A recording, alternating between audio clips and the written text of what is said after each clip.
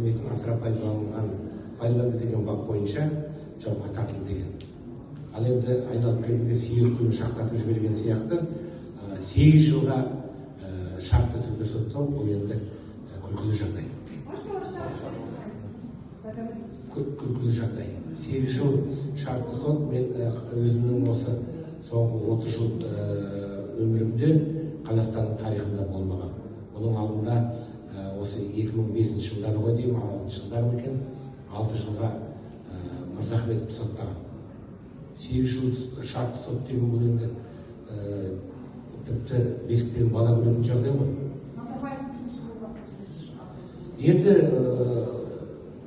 осындай шешімнің шыққаны міндетті түрде жаңа Назарбаевтың немере інісі болғаннан кейін, және екіншіден біз ескі Қазақстаннан әлі алыстап кете алмағанымыздың белгісі деп ойлаймын.